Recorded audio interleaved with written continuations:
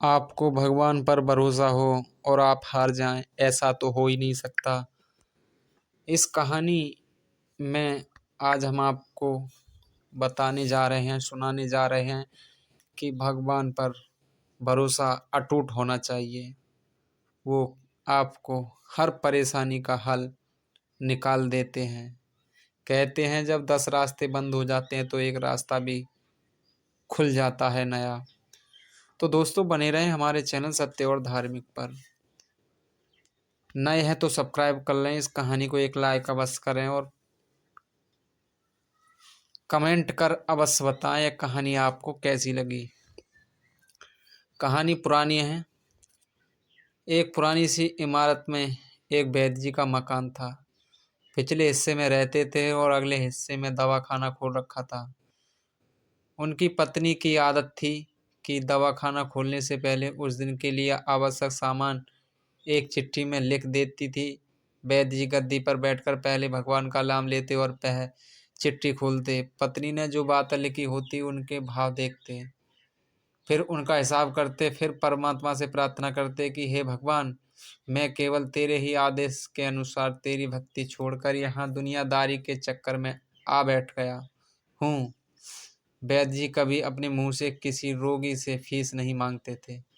कोई देता था, कोई नहीं देता था, किंतु एक बात निश्चित थी कि ज्यों ही उस दिन के आवश्यकता अनुसार सामान खरीदने योग्य पैसे पूरे हो जाते थे, उसके बाद वह किसी से भी दवा के पैसे नहीं लेते थे, चाहे रोगी कितना ही धनवान क्यों ना हो।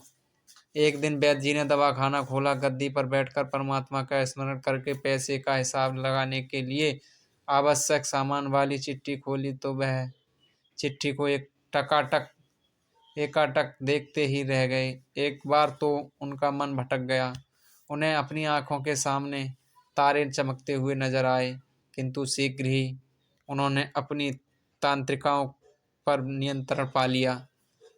आटे, दाल, चावल आदि के बाद पत्नी ने लिखा था बेटी का विवाह 20 तारीख को है। उनके दहेज का सामान कुछ देर सोचते रहे, फिर बाकी चीज़ों की कीमत लिखने के बाद दहेज के सामने लिखा, यह काम परमात्मा का है, परमात्मा जाने। एक दो रोगी आए थे, उन्हें वैद्य जी दवाई दे रहे थे। इसी दौरान एक बड़ी सी कार उनके दवाखाने के सामने आकर रुकी। वैद्य जी ने कोई खास तवज्जो नहीं की, क्योंकि कई कारों वाले उनके पास आते रहते थे।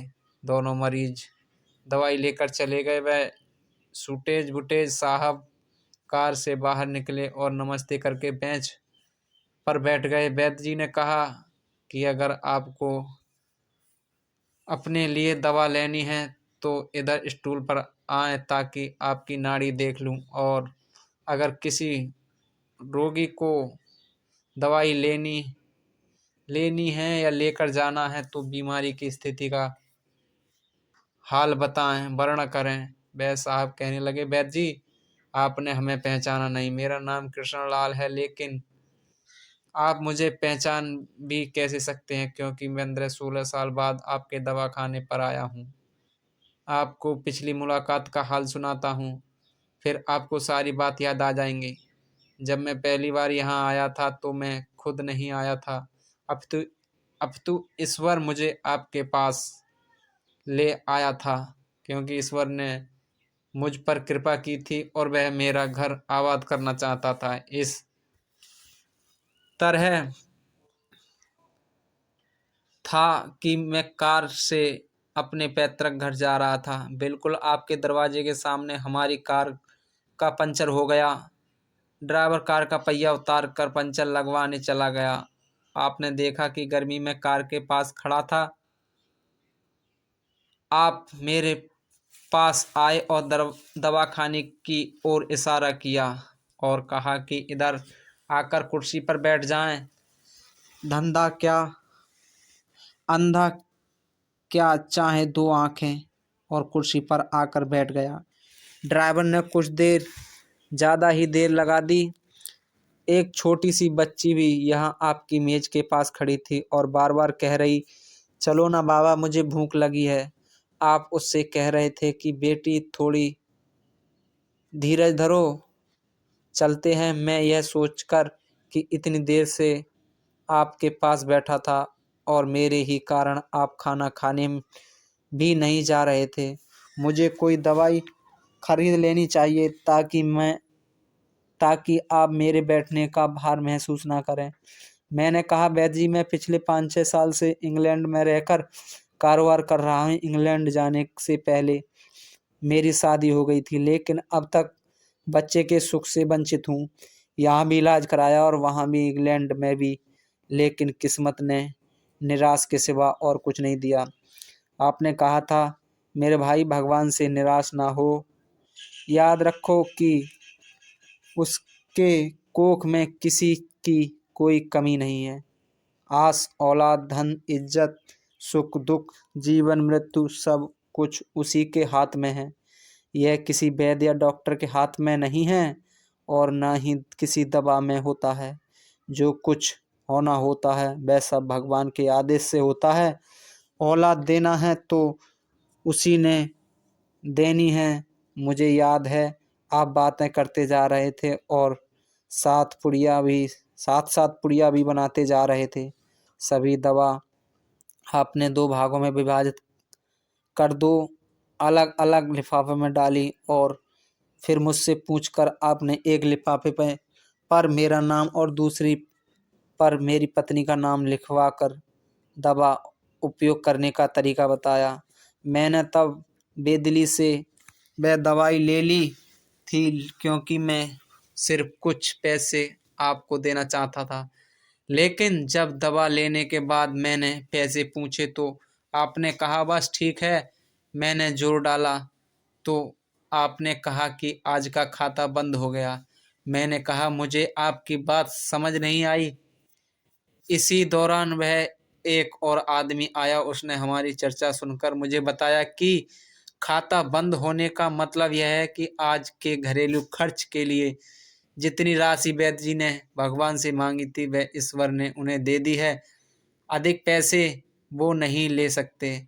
मैं कुछ सुनकर हैरान हुआ और कुछ दिल में लज्जित भी कि मेरे विचार कितने निम्न थे और यह सरलचित वैद्य कितना महान है। मैंने जब घर जाकर पत्नी को औषधि दिखाई और सारी बात बताई तो उसके मुंह से निकला, वो इंसान नहीं, कोई देवता है और उनकी दी हुई दवा ही हमारे मन की मुराद पूरी करने का कारण बनी। आज मेरे घर में 2 फूल खिलते हुए हैं। हम दोनों पति पत्नी हर समय आपके लिए प्रार्थना करते रहते हैं। इतने साल तक कारोबार ने फुर्सत ही ना दी कि समय आकर आपसे धन्यवाद के 2 शब्द ही कहा जाए। इतने वर्षों बाद आज भारत आया हूँ और कार केवल यहीं रोकी है। वैद्य जी, हमारा सारा परिवार इंग्लैंड में सेटल हो चुका है। केवल मेरी एक विधवा बहन अपनी बेटी के साथ भारत में रहती है। हमारी भांजी की शादी इस महीने की 21 तारीख को होनी है। ना जाने क्यों जब जब मैं अपनी इस भांजी के भात के लिए कोई सामान खरीदता था तो मेरी आंखों के सामने आपकी वह छोटी सी बेटी भी आ जाती और हर सामान में दोहरा सामान खरीद लेता था। मैं आपके विचारों को जानता था कि आप वह सामान ना ले, किंतु मुझे लाभ लगता था कि मेरी अपनी सगी भांजी के साथ जो चेहरा मुझे बार बार दिख रहा है वह भी मेरी भांजी ही है।